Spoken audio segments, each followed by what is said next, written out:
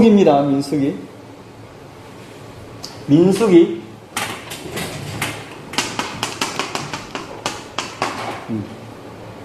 뭔 민자 같아요? 백성 민자. 이 숫자는 뭐 같아요? 네? 셀수.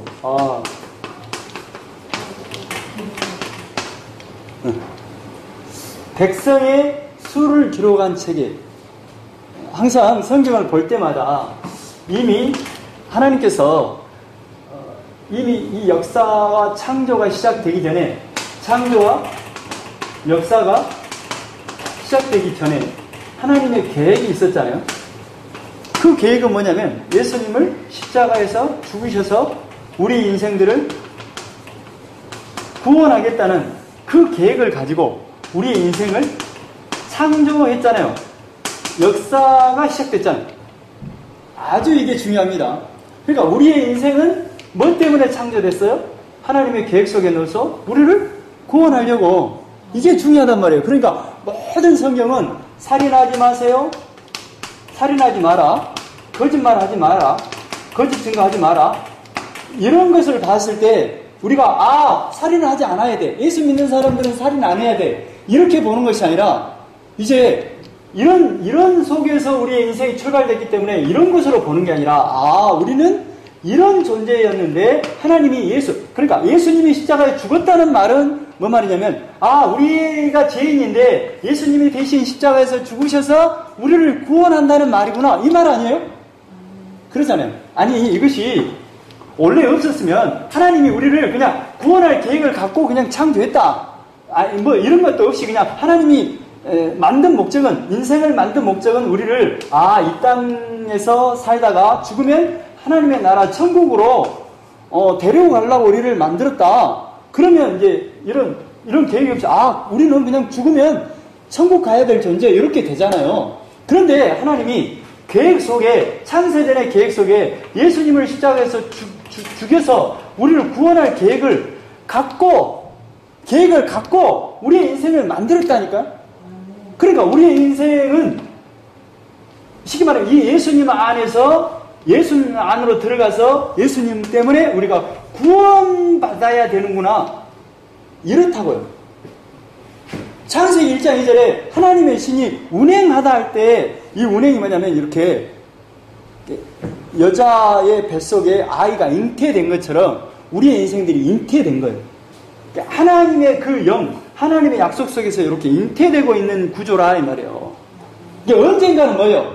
잉태된 그 아이는 태어나야 되는 것처럼 우리의 인생들은 언젠가가 아니라 하나님의 계획대로 예수님의 속에 들어가서 우리는 잉태되어서 구원받아야 되는 존재란 말이에요.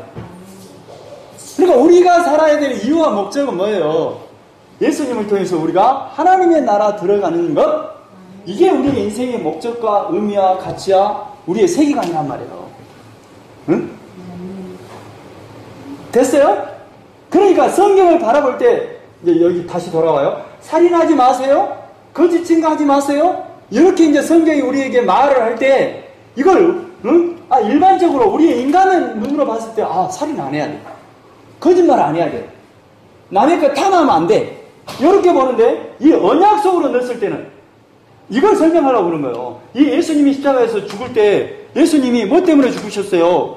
우리의 뭐 때문에? 죄 때문에 죽으셨잖아요. 이걸 가지고 계획을 세워서 이렇게 갔기 때문에 우리가 살인하지 마세요, 거짓 증거하지 마세요, 이렇게 이제 들었을 때는, 일반적으로 이 계획이 없이 들었을 때는 살인 안 해야 돼, 예수 믿는 사람은 거짓말 안 해, 나쁜 짓거리 안 해야 돼, 이렇게 보는데 이제 요 약속 속으로 이것을 넣어서 해석을 하면 어떻게 되냐면 우리는 살인하고 거짓 증거하고 간음하고 나쁜 짓거리 할 수밖에 없는 죄인인데 예수님이 우리의 죄를 위해서 십자가에서 죽으셔서 우리를 구원하겠다는 하나님의 어마어마한 계획 속에 우리가 넣어져 있구나, 이걸 받아들이는 걸 믿음이라. 이걸 받아들이고 사는 삶을 성도의 삶, 신앙의 삶이라고 그래요. 그렇단 말이에요. 그러니까 이것을 어떻게 해석하냐면, 살인하지 마세요, 그러면 어떻게 해석해야 돼요? 일반적으로 봤을 때는 살인을 안 해야 돼요. 우리 육신의 눈으로 봤을 때는 살인을 안 해야 돼요. 그러나 이 약속 속으로 넣어서는 뭐예요? 살인할 수밖에 없는 자를 예수님이 십자가에 죽으셔서 구원하겠다고 감사합니다. 이렇게 봐요. 이해되죠? 언약으로 풀어본단 말이에요. 언약으로. 이 성경은 뭘로 풀어야 돼? 약속으로 풀어야 된단 말이에요. 응? 그러니까 성경은 몇 권에 66권으로 구성됐지만 응? 몇 권의 책이라 그랬어요? 한 권. 잘 적었어요. 한 권이에요. 그러면 한 권이면 주제가 몇 개겠어요? 하나요. 그 핵심의 그 주제는 뭐예요? 핵심 주제는 이거예요. 예수님을 통해서 구원하는 것을 응? 이스라엘 역사를 통해서 보여주고 성경을 만드는 것을 통해서 보여주고 창조의 역사를 통해서 여러분 보여줄게요. 이게요. 그러니까 창세기 1장에 나와 있는 일곱 날을 응? 일곱 날을 뭘로 설명해요? 응? 약속으로 설명을 하잖아요. 응? 그리고 10계명을 뭘로 설명을 합니까? 약속으로 설명하잖아요. 또 이스라엘 역사가 출애굽을 할 때에 그것을 통해서 역사를 통해서 이스라엘의 출애굽의 역사를 통해서 뭘 보여줘요? 약속을 보여줘요. 성막을 짓는 그 모습을 속에도 뭘 넣어놨어요? 약속을 넣어놨죠. 제가 이걸 3년 전부터 계속 했으니까 한 200번은 말했을 것 같아요. 그래도 모르죠. 모르는 게 정상이에요. 알면 대단한 거예요. 아니 이게 아니라 농담이 아니라 이걸 안다고 받아들이는 건 대단한 거예요. 응? 자, 그래서 이것은 그냥 내가 알아야지 공식적으로 외워서 되는 건 아니에요. 성령님이 여러분 안에 역사에서 깨닫게 해주셔야 이걸 알아요. 구원은 내 마음대로 나 예수 믿는데요? 되는 게 아니에요. 아무 천억을 갖다 줘도 당신한테 억을 갖다 줄 테니까 예수 믿으시오 해도 안 믿어. 놀랍죠? 그러면 만약에 쉽게 말하면 예수 믿는 사람들이 돈이 많아갖고 돈으로 갖고 전도를 해도 그들이 전도를 당하냐 이 말이에요. 아니죠. 자, 좀 약간 셌습니다. 자, 뭘 이야기하냐? 민수기를 이야기하라. 이제 다시 원점으로 왔어요. 그러면 민수기 백성들의 숫자를 세는 기록이잖아요. 백성들의 숫자를 센단 말이에요. 어디서 나온 사람들의 숫자를 세요? 애굽에서 나온 사람들의 숫자를 세요. 그 숫자는 20세 이상으로 싸움에 나갈 수 있는 사람들 숫자를 세요. 이건 대표성의 원리예요. 쉽게 말하면 대표성의 원리라는 것은 뭐냐면 하나님께서 출애굽을 할 때 장자가 죽고 첫 새끼가 죽어서 거기서 애굽에서 이렇게 나오게 하잖아요. 그래서 그 말은 뭔 말이냐면 하나님께서 그 이스라엘 백성들은 뭐예요? 첫 장자와 그 첫 새끼를 죽이지 않고 구원했다라는 것으로 해서 하나님이 너희들은 첫 장자와 첫 새끼는 내 것이라고 이렇게 한단 말이에요. 대표성이 올려요. 대표성. 그러면 이스라엘 전체가 뭐예요? 장자와 첫 새끼가 다 내 것이다 라는 말은 뭔 말이에요? 이스라엘 전체가 내 것이에요 라는 뜻이에요. 너희들은 내게 속겠다 이 말이에요. 내 소유다 이 말이에요. 왜? 내가 애굽에서 너희들을 구원했으니까 너는 내 것이야. 이걸 한단 말이에요. 이 숫자를 이렇게 세게 해요. 그러면 이거 뭐예요? 대표성이 올려란 말이에요. 대표성에 가정의 대표를 이렇게 센다라고 보면 돼요. 그러면 이 사람들의 숫자를 씌웠다? 그 말은 뭔 말이에요?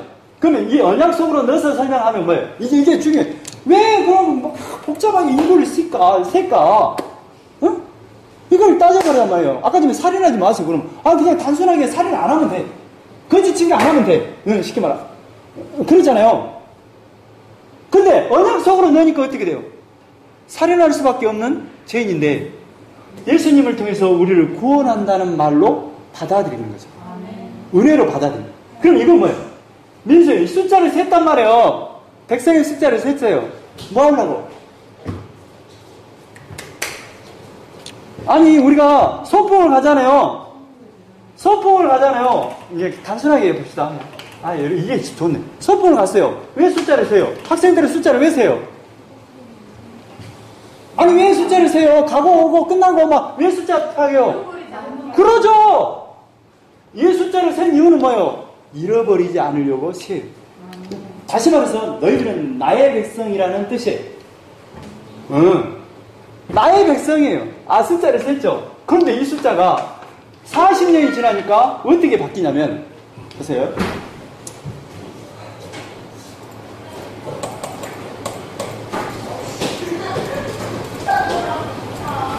자, 제일 처음에 숫자를 셌는데 40년 뒤에는 603550이에요. 처음에 이제 나온 사람들의 숫자는 20세 이상의 남자들을 셌을 때는 603550이야. 그런데 이제 마지막에 40년이 지나서 이제 가나안 땅으로 들어가는 그 숫자들을 셌더니 601703이에요. 근데 이게 숫자가 다른 게 아니라 이 숫자는 뭐냐면 출애굽에서 나올 때 20세 이상이고, 이게 이 숫자들이 40년이 지나니까 어떻게 됐어요? 살았겠어요? 죽었겠어요? 다 죽고 새로운 세대가 들어가는 숫자가 바로 601703. 그럼 전체 그림을 봤을 때 뭘로 봐요? 뭘로 봐요? 숫자를 씌웠단 말이에요. 너희들은 내 백성이라고 택했단 말이에요. 그런데 이 숫자가 들어갈 때는 다 죽고 뭘로 들어가요? 새 세대만 들어간다니까요? 그러면 영적으로 봤을 때는 뭘로 이렇게 해석하냐면 옛사람이 죽고 새사람이 되어서 들어가는 모형을 보여주고 있어요. 근데 근데 이 옛세대 중에서 누구만 살아남냐면 여호수아와 갈렙만 살아남아요. 여호수아는 뜻이 헬라어로 예수의 이름으로만 들어간다는 뜻이에요. 가나안은 약속의 땅, 천국을 상징하거든요. 자, 이제 대강. 그러니까 이 민수기는 책의 이름대로 뭘 하는 책이라고요? 백성의 숫자를 세는 거예요. 그러니까 백성의 숫자를 셌다? 그 말은 너희들은 내 백성이에요. 내가 끝까지 책임질 거예요. 그 책임진다는 것이 뭘로 책임진다? 이거 뭐요? 이제 창세전 은행을 들어봐. 뭘로 책임진다? 예수님의 십자가의 피로 내가 너희들을 책임지겠다. 천국 백성 삼겠다 말이에요. 이거예요. 이게 핵심이단 말이에요. 근데 이 민수기는 원래 제목이 히브리어의 제목으로는 베미드바레, 광야에서, 광야에서 일어난 일을 여러분들에게 이 민수기를 통해서 보여드리겠습니다 라는 거예요. 자, 광야. 근데 광야에서 몇 년을 삽니까? 40년이죠. 자, 보세요. 이제 보세요. 모든 역사 속에 애굽에서 나오죠. 출애굽 하잖아요. 출애굽에서 어디를 거칩니까? 홍해를 거쳐죠. 그 다음에 이제 홍해를 거쳐서 뭘 거쳐요? 40년 광야 생활을 거쳐서 어디로 가요? 약속의 땅 가나안으로 가죠. 이제 여기는 천국을 상징하죠. 여기는 뭐예요? 애굽에서 나오는 건 뭘 상징해요? 6월절 어린 양 피로 이렇게 나오게 되잖아요. 그래서 예수님이 우리를 위해서 죽어주심으로 말미암아 뒤에서 해방된 것을 잘 보여줘요. 그리고 나서 홍해를 건넜다는 것은 세례잖아요. 세례. 우리가 예수님의 이름으로 세례를 받고, 광야는 40년의 광야는 뭘 상징한다 그랬어요?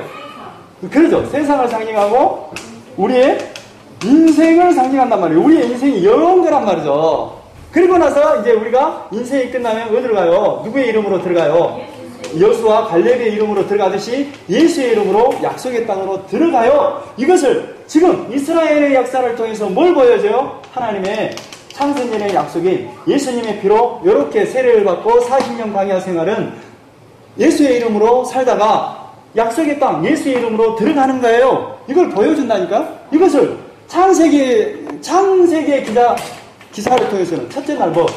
빛. 둘째 날 뭐? 궁창. 셋째 날, 묵가발하잖아요. 넷째 날, 여섯째 날은 내용물을 채우고, 일곱째 날, 안식한다고. 이 안식의 개념은 이렇게 완성할 거예요 라는 뜻이에요.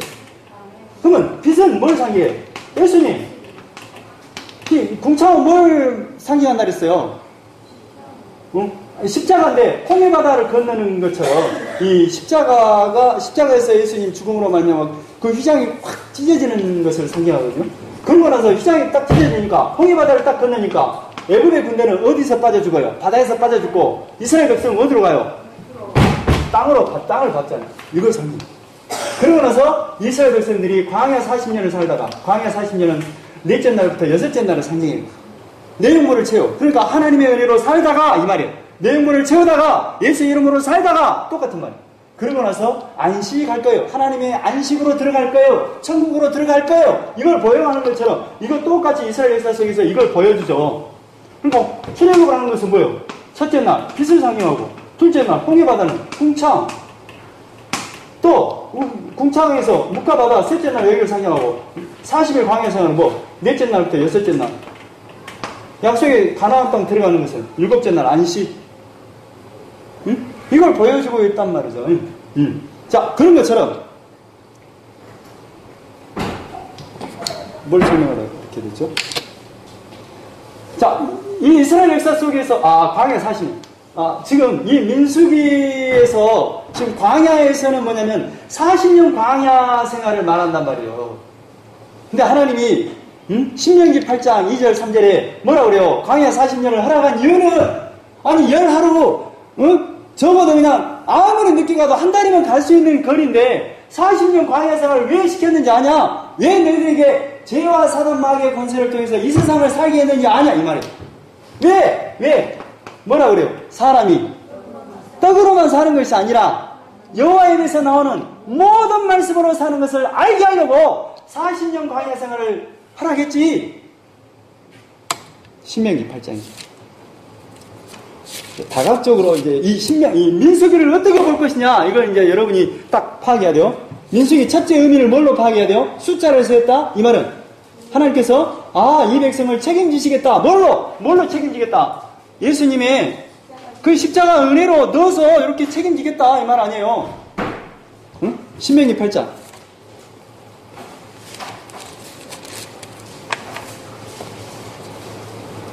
2절.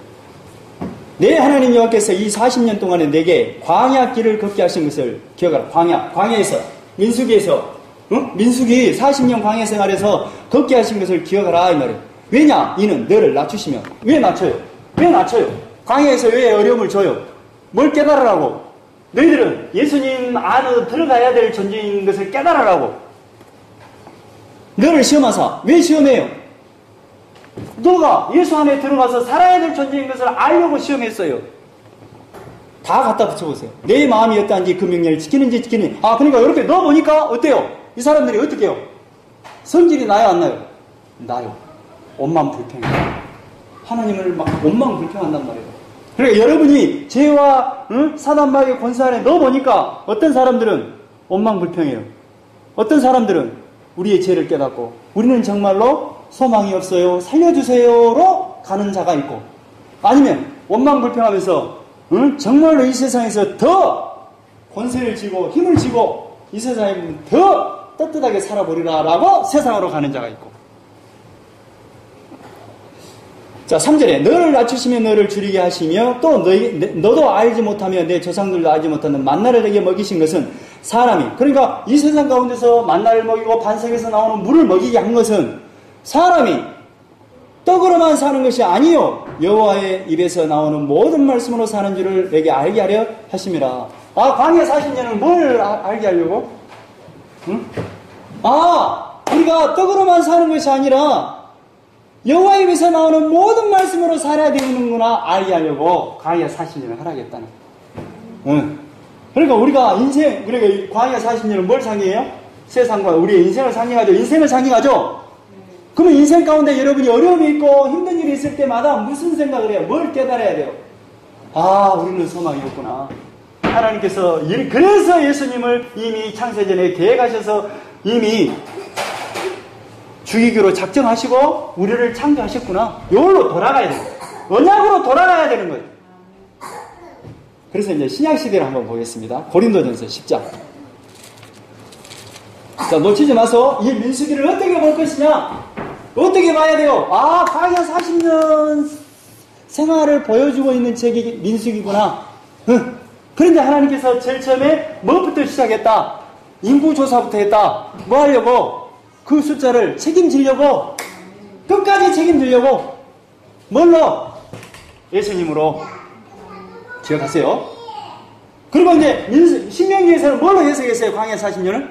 그러니까 사람이 떡으로만 사는 것이 아니라 여호와의 입에서 나오는 모든 말씀은 예수님으로 살아야 돼요. 이걸 깨닫게 하려고 민수기를 줬네요. 광야를 허락했네요. 우리의 인생을 허락했네요. 그 인생을 허락했다는 그 말은 죄와 사단마귀의 권세 아래 고통과 죄악과 그 사망 가운데 엄청난 어둠 가운데 살게 했구나. 고린도전서 10장. 자, 10장 1절. 형제들아 나는 너희가 알지 못하기를 원하지 아니하노니 우리 조상들이 다 구름 아래에 있고 바다 가운데로 지나면 이건 어디에서 지금 나오는 것을 보여줘요? 아까 전에? 그러죠. 출애굽기에 기록된 거죠. 모세에게 속하여 다 구름과 바다에서 세례를 받고 홍해를 건넜죠. 출애굽에 나오죠. 다 같은 신령한 음식을 먹으며 다 같은 신령한 음료를 마셨으니 이는 그들을 따르는 신령한 반석으로부터 마셨음에 그 반석은 곧 그리스도시라. 어디서 나와요? 출애굽기에 나오죠. 그러나 그들의 다수를 하나님이 기뻐하지 아니하셨으므로 그들이 광야에서 멸망을 받았느니라. 이제 여기서 뭐가 나와요? 아까 출애굽의 내용이 나오고 지금 어디로 나와요? 광야 내용이 나오죠. 광야에서 멸망을 받았죠. 근데 광야에서는 뭔 뜻이라고? 민수기라고. 이거. 자, 보세요. 출애굽을 하죠. 고센 땅에서 라암세스에서 2월절 어린 양 피로 이제 나옵니다. 나와서 어디까지 가요? 시내산까지 가죠. 시내산까지 갔는데 시내산 도착한 그 지점이 언제냐면 출애굽기 19장에 나오는 그 표현으로 말하면 셋째 달에 이렇게 도착을 해요. 그래서 이 시내산에서 언제까지 있느냐면 이제 그 셋째 달에 도착해서 11개월을 머물러요. 그러니까 언제 출발을 하냐면 시내에서 출발을 하냐면 2월 그 다음에 2년 2월 달에 출발을 해요. 한 1년 가까이 있었겠죠. 그러면 1년 가까이 있을 때 뭘 받아요? 여기서 시내산에 뭘 받습니까? 십계명을 받고 율법을 받고 성막을 짓잖아요. 그러잖아요. 그래서 여기서 여기까지 간 내용이 출애굽기라면 출애굽기 가서 성막까지 짓죠. 하나님의 영광이 임하는 내용까지 나옵니다. 그리고 나서 이제 시내산에서 뭘 받아요? 레위기에서 나온 그 율법의 말씀을 받아요. 어떻게 하나님 앞에 나갈 것인가 라는 5가지의 그 앱을 드리는 방법이 나오잖아요. 그리고 나서 이제 이 시내산에서 이제 저쪽 가데스 바니아와 모압까지 38년 걸려서 가는 그 거리까지 기록한 것이 민수기예요. 그리고 이제 모압 평지 앞에서 모세가 이제 그 출애굽에서 이렇게 나온 그것을 돌아보면서 설교한 내용이 신명기단 말이에요. 신명기가 신자가 뭔 신자랬죠? 신신당부할 때 신자라고요. 신신당부한 명령의 길이라 이 말이에요. 여기가 이렇게 딱. 자, 광야에서 멸망을 받았냐. 이해되죠?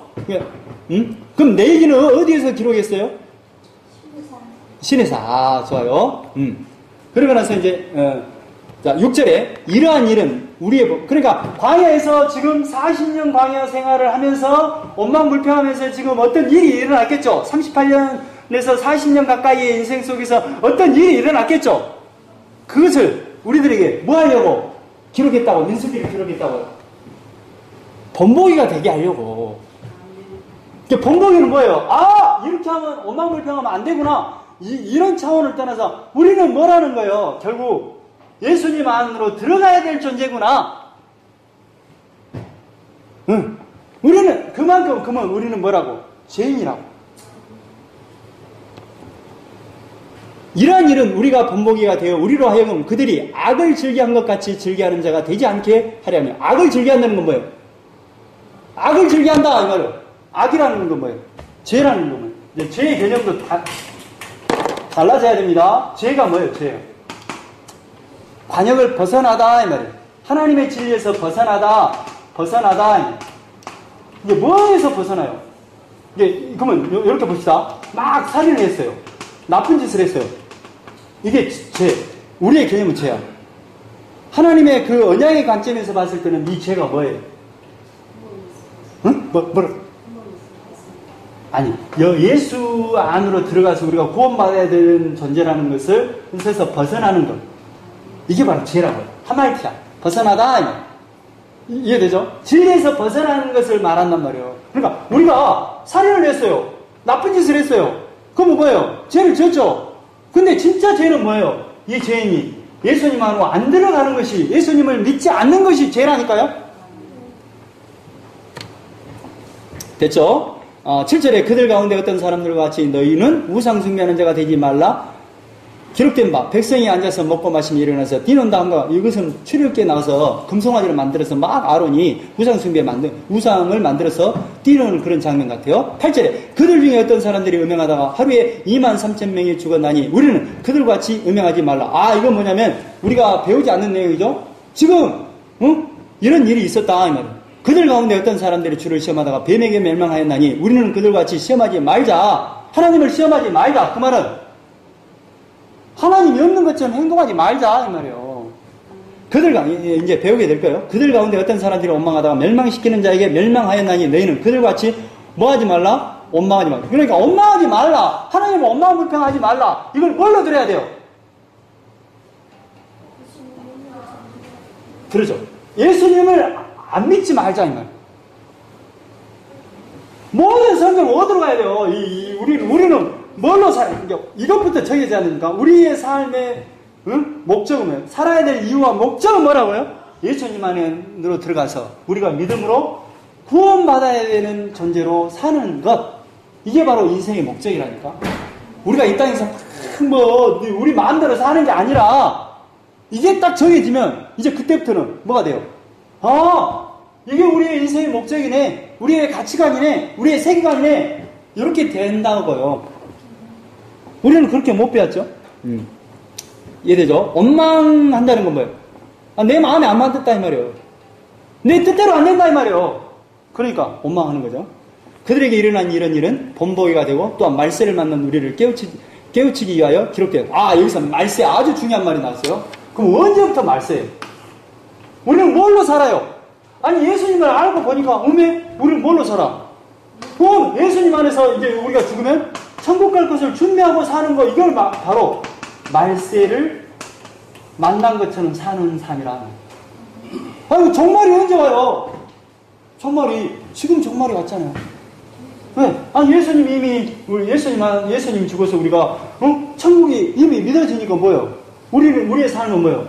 말세를 만나는 것처럼, 말세를 만난 것처럼 우리가 이제, 사는 거 아니겠어요? 우리가 천국을 준비하고 살자는 게, 이게 바로 말세를 만난 사람처럼 사는 거라니까? 어렵게 생각해요. 자, 다시 원점으로 민수기로 옵니다. 그러니까, 민수기는 뭐라고요? 40년 광야 생활을 하는 그 인생들을 보면서 뭐라고? 본보기. 하나님 떠나지 말라고. 하나님이 약속한 이 예수를 떠나지 말라고. 기록한 책이 민수기. 그런데 숫자를 세게 했다 이 말은 하나님께서 숫자를 헤아렸다 이 말은 하나님께서 선택한 이 백성들은 끝까지 뭐 하겠다? 책임지겠다. 뭘로 책임지냐면 지금 S세대 중에서는 다 죽고 누구만 살아남아요? 여호수아 갈렙만 살아요. 예수의 이름 안에 넣어서 새 사람으로 만들어서 약속의 땅에 반드시 넣겠다. 이게 민수기라. 자, 민수기. 자, 보겠습니다. 자, 1장 1절. 이스라엘 자손이 애굽 땅에서 나온 후 둘째 달 첫째 날에 언제 애굽에서 나왔죠? 라암세스에서 언제 나와요? 몇 월 며칠 날 나온 것 같아요?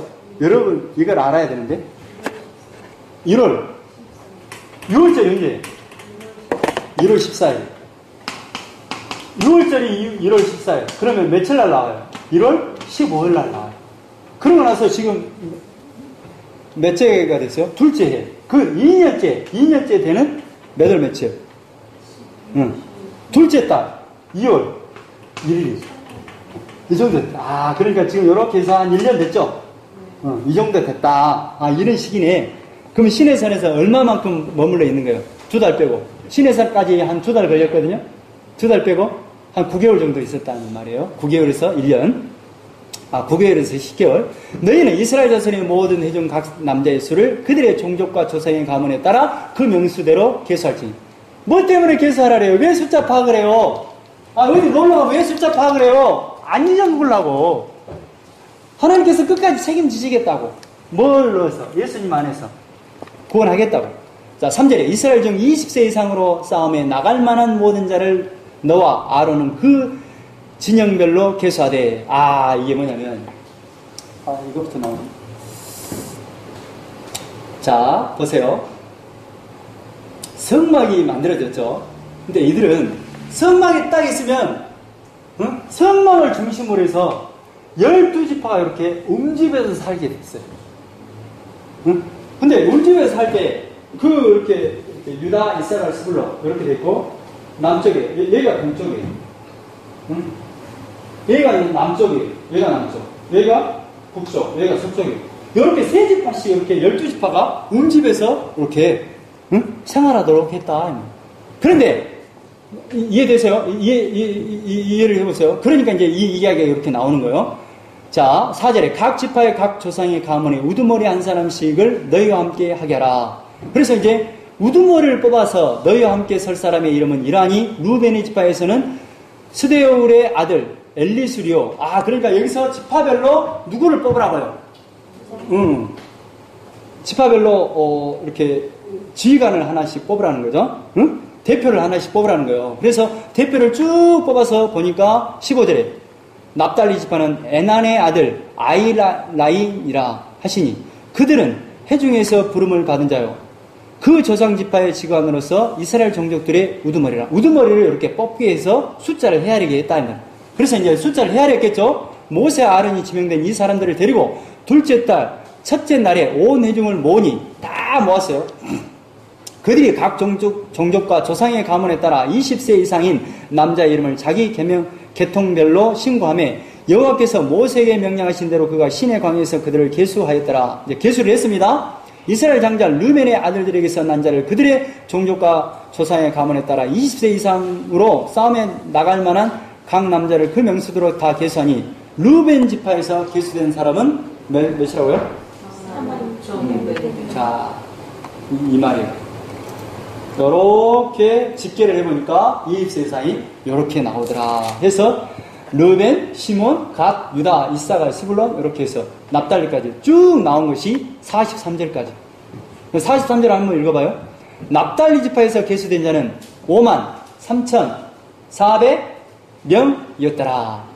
이 계수함을 받은 자는 모세와 아론과, 그러니까 이렇게 남자를 계수하게 20세 이상의 남자를 계수한다는 것은 뭐예요?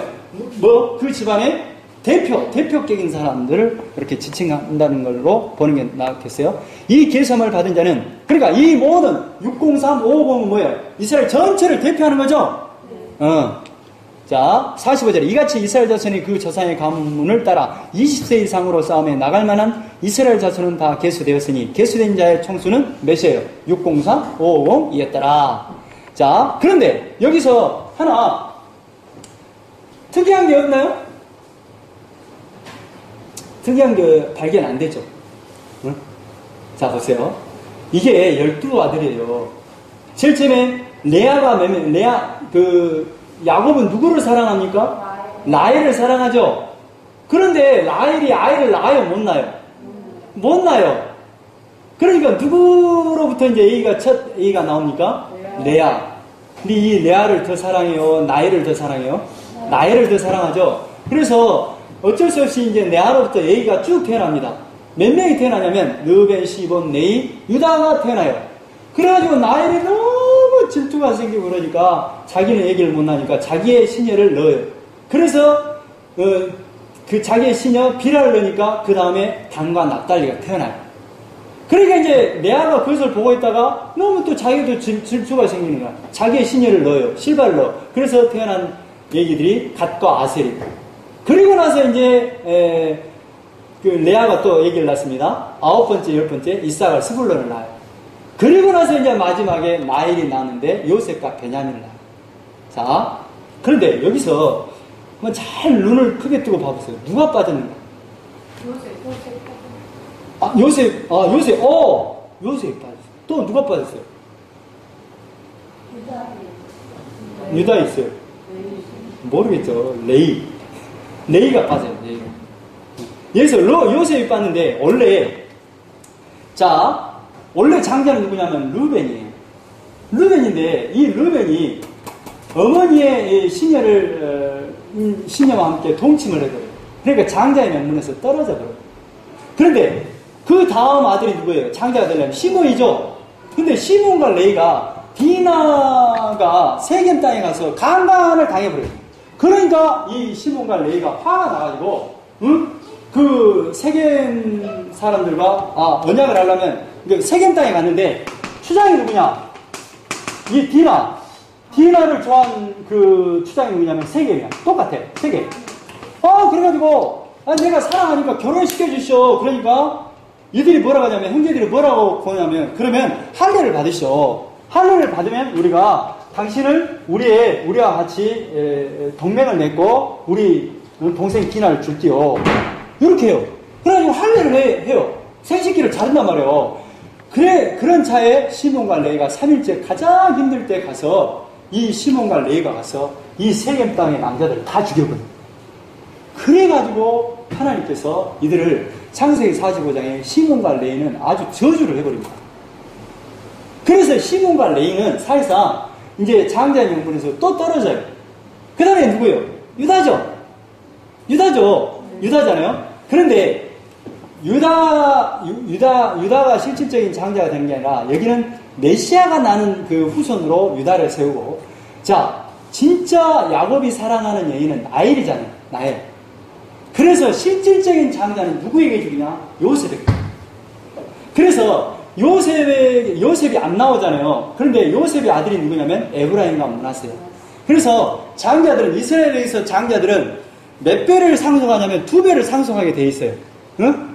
그래서 사실상 요셉에게 실질적인 장자를 줬기 때문에 에브라임과 므낫세, 그러니까 요셉이 들어간 것이 아니라 에브라임과 므낫세가 둘이가 딱 들어가요. 여기서 에브라임과 므낫세 두 지파를 받아요. 그런데 보세요. 여기서 이제 레이가 빠져. 레이. 이 레이는 모세가 십계명을 받으러 갈 때 금송아를 아론과 함께 금송아를 막 만들어서 막 거기서 이제 난리를 피잖아요. 그러니까 이제 십계명을 갖고 온 그 십계명을 깨버리고 그것을 갈아서 이제 3,000명을 처형하는 사건이 일어납니다. 그래서 하나님께 속한 자는 나와라. 그러니까 누가 등장하냐면 이 레이가 등장해요. 그래서 거기서 3,000명을 다 죽여버립니다. 그래서 하나님의 일을 해요. 그래서 이 레이를 사실상 시몬과 레이는 저주를 받아요. 하나님으로부터, 야곱으로부터 저주받은 민족으로 이렇게 축복을 받는데, 저주의 축복을 받는데, 사실상 레이가 그때부터 이제 하나님으로부터 쓰임받게 돼요. 그래서 이 레이 지파는 빠져요. 그러면 몇 개요? 지금 요셉이 받고 두 지파를 받고, 그러면 레이까지 하면 몇 지파가 몇 명이 되죠? 13명이 되죠? 근데 레이가 빠져. 레이가 빠진단 말이에요. 그럼 12지파가 되죠? 12지파가 이렇게 움직여요. 그러니까 여기서 레이가 있어요, 없어요? 없어요. 근데 레이는 어떤 지파냐면 제사장 지파. 그 성소에서 일어나는 모든 일을 도와주는 일을 해요. 그래서 사실상 성막을 중심으로 해서 12지파가 이렇게 움직여서 하는데, 성막을 중심으로 해서 자, 모세와 아론의 자손이 있고, 이게 레이 지파의 후손들이거든요. 고앗 자손, 게르손 자손, 무라리 자손, 이렇게 배치를 해요. 성막을 중심으로 해서 레이 지파가 딱 움집해 있고, 그 다음에 12지파가 이렇게 생활하게 돼 있어요. 그러고 나서 이 12지파와 이사갈과 성막 사이의 거리는 얼마냐면 1km 이상을 떨어지게끔 생활하게 했어요. 그러면 이 여기에 있는 무라리, 게르손, 고앗, 모세, 아론 자손은 어떤 일을 담당하냐면 성막에서 일어나는 그 모든 일을 해요. 그리고 나중에 여호수아 때 이제 가나안 땅으로 들어갔을 때 이 사람들은 땅을 분배받지 않습니다. 누구로부터 공급받냐면 이 12지파로부터 자 10의 1조를 받고 올삭을 받고 이렇게 이제 그 재물을 들고 나오는 그 형태 속에서 제사장 몫인 그것을 받아서 사는 사람들이 이 레위 지파예요. 자, 됐어요. 그것이 이렇게 된단 말이에요. 자, 47절 그 내용이 그 말입니다. 그러나 레위는 1장 47절 그러나 레위는 그들의 조상의 지파대로 그 계수에 들지 아니하여. 지파에 속하지 않습니다. 레위 지파는. 뭐 하려고 하냐면 대표로 쓰는 거예요. 그러니까 이스라엘 전체가 나가서 하나님의 일을 할 수 없으니까 이스라엘 백성의 대표로 세운 지파가 누구냐면 레위 지파예요. 자, 이는 여호와께서 모세에게 말씀하여 이르시되 너는 레위 지파만은 계수하지 말며 그들을 이스라엘 자손 계수 중에 넣지 말고. 넣지 말라는 거예요. 왜 넣지 말느냐? 그들에게 증거의 성막과 그 모든 기구와 그 모든 부속품을 관리하고, 그러니까 성막에 있는 그 부속품을 관리하고 그들은 그 성막과 그 모든 기구를 운반하고 거기서 봉사하며 성막 주위에서 진을 철거하고, 그러니까 다른 지파는 절대 성막에 있는 이 성물을 만질 수 없는 거야. 누구만이 만질 수 있느냐? 레위 지파만 만들 수 있는 거야. 이해되죠? 성막을 운반할 때는 레인이 그것을 걷고, 성막을 세울 때는 레인이 그것을 세울 것이요, 외인이 가까이 오면 죽을지며, 그 반드시 다른 지파가 만지면 어떻게 돼요? 죽게 되는 거예요. 왜 죽게 되느냐면 함부로 이렇게 들어올 수 없다는 거룩을 상징해요. 구별된 그 생활을 상징하기도 합니다. 52절, 이스라엘 자손은 막사를 치되 그 진영별로 각각 그 진영과 궁길 곁에 칠 것이나 레위는 증거에서, 그러니까 12지파는 어떻게 세워요? 이렇게 세우지만 지금 레위 지파는 뭐예요? 53절에 레위는 증거의 성막 사방에 진을 쳐서 이스라엘 자손의 회중에게 진노가 임하지 않게 할 것이죠. 그러니까 레위 지파가 제사장 지파로서 이렇게 진을 치고 있음으로써 하나님과 이렇게 사이에 중보자 역할을 하는 그 개념으로 이렇게 있어야 된다는 말이에요. 가운데에 레위는 증거의 성막에 대한 책임을 지킬지니라 하였습니다. 이스라엘 자손이 그대로 행하되 여호와께서 모세에게 명령하신 대로 행하였더라. 이해되죠? 이렇게 이제 진을 쳤다 이 말이에요. 자, 그리고 이제 2장 1절, 여호와께서 모세와 아론에게 말씀하여 이르시되 이스라엘 자손은 각각 자기의 진영과 궁기와 자기의 조상의 가문의 기억에 때 진을 치되 해망을 향하여 사막으로 진을 치라. 자, 보세요. 성막 여기가 동쪽이야. 이 말을 말하요. 지금 2장에서 말하는 것은 동쪽에는 이렇게 세 지파씩 이렇게, 여기는 남쪽 루벤을 중심으로 해서 에브라임을 중심으로 해서 서쪽, 여기 북쪽은 단지파를 중심으로 해서. 왜 이것이 형성되냐면 잘 보세요. 유다, 이삭을 스불론은 누구의 어머니로부터 난 자식 같아요? 자, 보세요. 누구예요? 루벤? 시몬? 아니야. 루벤? 아니, 잘못했어요. 아까 유다하고, 동쪽에는 이삭을 스불론이단 말이에요, 이렇게. 응? 유다하고 이삭을, 왜 유다가 지금 딱 이렇게 정면, 동쪽을, 하나님을 상징하는, 그것을 상징하는 그 동쪽에 쓰냐면, 유다가 앞으로, 유다의 후손으로 누가 와요? 예수님 오니까 유다를 앞세워요. 그렇게. 유다를 앞세운단 말이에요. 유다, 이삭을 스불론. 응?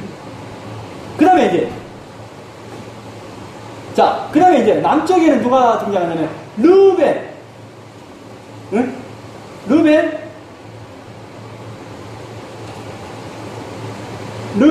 시몬, 갓, 이렇게 보세요. 루벤, 시몬, 갓이에요. 이게 연관성이 있죠. 연관성이. 일단 유다, 이삭을 스불론을 기준을 딱 잡고 나머지 이제 레아와 그 레아의 시녀의 그 첫째 아들로 해서 이렇게 엮어놓는단 말이에요. 루벤, 시몬, 갓. 왜 이렇게 남쪽에 다 가까이 배치하냐면, 루벤은 장자 아닙니까? 장자에서 떨어졌지만, 루벤, 시몬, 갓, 이렇게 합니다. 그 다음에 이제 남쪽으로 가봅니다. 남쪽은 뭐예요? 에브라임 므낫세 변화예요. 에브라임 므낫세는 누구의 아들이에요? 요셉이에요. 그러니까, 누구에게서 난 자녀들이에요? 레아. 레아죠? 그러니까, 에브라임 므낫세 베냐민은 라헬에게서 난 자녀들 이렇게 세웠구나. 이걸 이해하세요. 그러니까 같이 연관성 있는 사람들끼리 이렇게 배치를 했단 말이에요. 그리고 이제 단, 아셀, 납달리 한번 봐봐요. 단, 아셀, 납달리. 왜 이제 단을 세우냐면 단지파가 숫자가 많아요. 단을 중심으로 해서 지금 나엘의 시녀 비라로부터 막내격인 납달리, 레아의 시녀 실바로부터 막내격인 아셀이 이렇게, 단, 납달리 이렇게. 그러니까 좀 약한 지파를 이렇게 북쪽에 세우는 그 형태로 했다. 그 말이 2장입니다. 그 어려운 말을 이렇게 해놨다. 자, 보세요. 3절만 한번 보겠습니다. 동방 해 돋는 쪽에 진칠자는 그 진영별로 유다의 진영의 궁기에 속한 자라. 유다 자손의 지휘관은 암미나답의 아들 나손이요. 그의 군대로 계수된 자가 74,600명이며 그 곁에 진칠자는 이삭을 지파. 이렇게. 이삭을 지파. 또 이제 7절에 그리고 스불론 지파라. 이 말이에요. 유다 지파 옆에는 이삭을 스불론이 이렇게 있다. 10절에 보면 남쪽에는 루벤과 12절에 시몬과 갓이 있다. 이 말이에요. 자, 17절, 18절에는 서쪽에는 에브라임 군대의 진영의 군대가 있을 것이라. 에브라임, 므낫세, 베냐민이 있다. 이 말이에요. 자, 25절에 북쪽에는 단군영의 진대라 이 말이에요. 이렇게.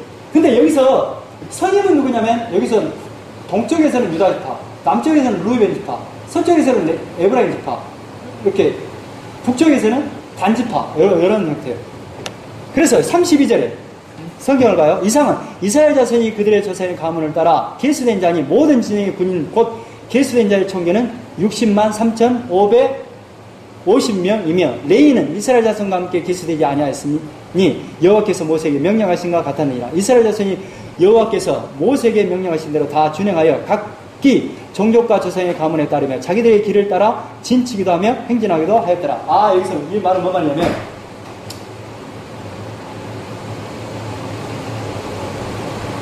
자, 여기를 잡아봐요.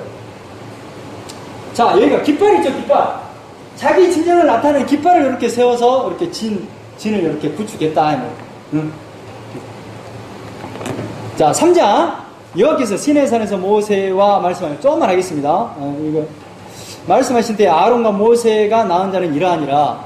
아론의 아들들의 이름은 이러하니 장자는 나답이요 다음은 아비요. 아, 이게 나옵니다. 자, 이거 보세요. 아론은 누구의 후손이냐면 레위 지파의 후손. 근데 레위 지파의 후손인데, 자, 크게는 게르손과 무라리가 있는데 이 과세 후손으로 이렇게 해서 아론과 모세가 이렇게 있는 거예요. 이렇게 이것만 이렇게 비어있어요. 그러니까 이 레위 지파 속에서도 이렇게 게르손과 무라리 자손이 세 지파로 나누는데, 세 후손으로 나누는데, 여기서 이제 아론과 모세는 과세 후손이라 이 말이에요. 이것을 설명하고 있습니다. 자, 3절. 이는 아론의 아들들의 이름이며 그들은 기름 부음을 받고 거룩하게 구별되어 제사장 기쁨을 이임받는 제사장들이라. 아, 그러니까 제사장과 대제사장은 누구만이 할 수 있냐면 아론의 후손만이 할 수 있어요. 아무나 대제사장이 안 됩니다. 이걸 말하는 거예요.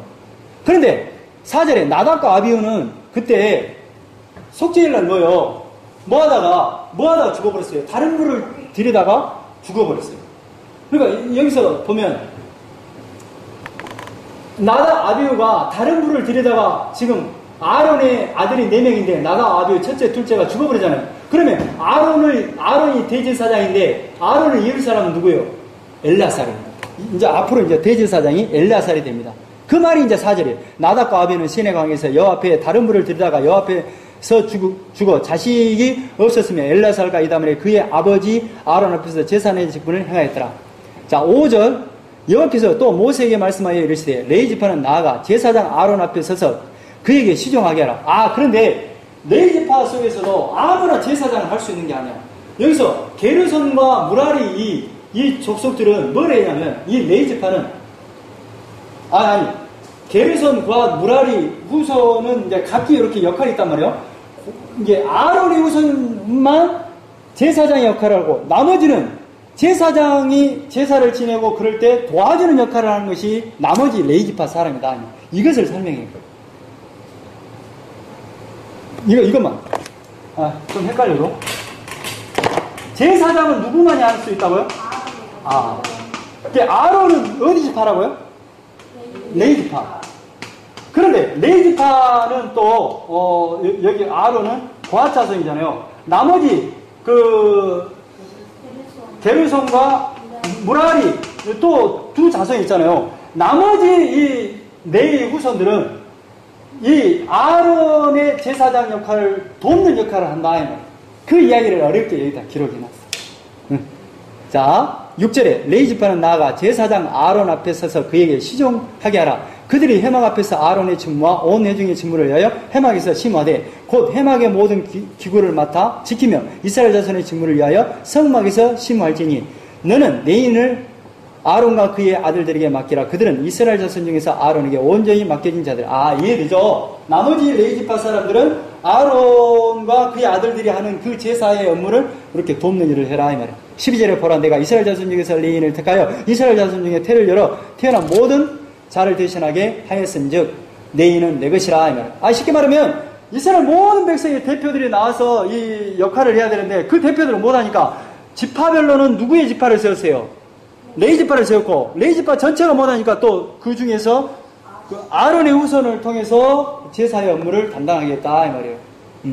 그래서 이제 레위 자손의 인구조사가 나옵니다. 14절에 여호와께서 시내 광야에 모세에게 말씀하여 이르시되 레위 자손을 그들의 조상의 가문과 종족을 따라 계수하되 1개월 이상 된 남자를 다 계수. 이 말은 뭐냐 하냐면 그 아까침에 그 12지파는 몇 세 이상의 사람들을 계수하겠어요? 20세 이상인데 레위 자손들은 몇 개월 이상 된 사람들을 남자들을 다 계수하겠냐면 1개월 이상 된 사람들을 계수하겠다. 모세가 여호와의 말씀을 따라 그 명령한 대로 계수하니라. 레위 아들들의 이름은 이러하니라. 게르손과 무라리 이렇게 됐다 이 말이에요. 쭉 그 내용이 쭉 나옵니다. 그 숫자를 세어려 보니까 자 39절에 모세 아론이 여호와의 명령을 따라 레위인을 각 종족대로 계수한 즉 1개월 이상 된 남자는 모두 22,000명이었더라. 22,000명이더라 이 말이에요.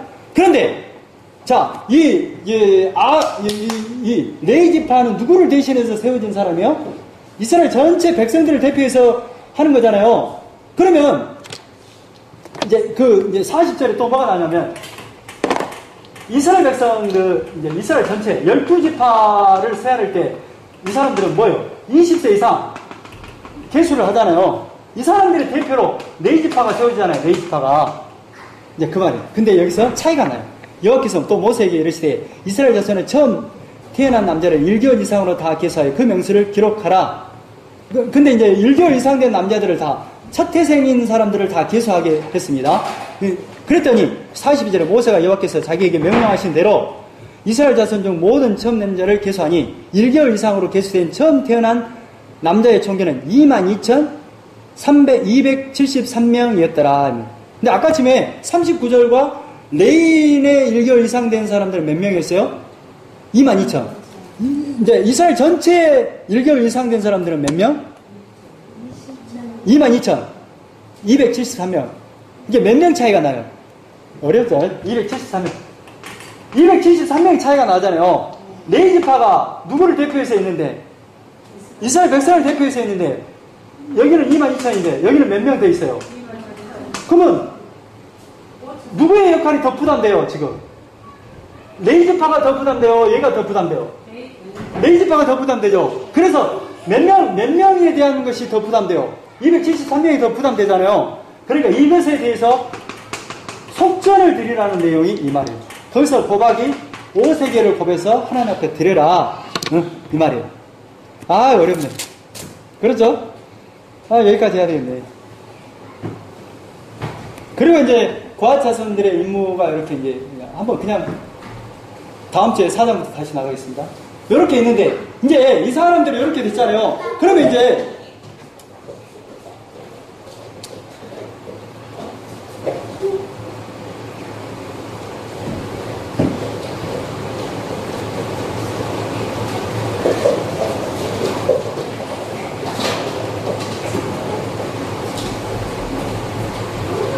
이거 안 되네. 여기가 이렇게 딱 있는데 구름 기둥이 낮에는 구름 기둥으로 밤에는 불 기둥이 있는데 이것이 구름 기둥과 불 기둥이 슉 이렇게 올라가 버리면 떠나라는 신호예요. 그러니까 이제 이 사람들이 떠나야 될 거 아니에요. 떠날 때는 어떻게 떠나냐? 이렇게 떠나요. 그냥 떠나는 게 아니야. 제일 처음에 법궤를 앞세우고 그 다음에 이제 여기 유다, 이사갈, 스불론은 어디 쪽에 위치한 지파, 세 지파예요? 동쪽. 그 다음에 이제 성막을 담당하는 그 사람들이 성막, 게르손과 무라리 자손들이 뒤따라가고 그 다음에 이제 남쪽에 있는 르벤, 시몬, 갓지파들이 뒤따라가고 그 다음에 이제 성물 여기는 뭐냐면 성소에 있는 그 성물, 과차성이 메는 그것이 따라가고 그 다음에 이제 남쪽에 있는 에브라임과 세 지파가 이렇게 따라가고 나머지 단 세 지파가 이렇게 따라가는 거야. 무엇을 앞세워서?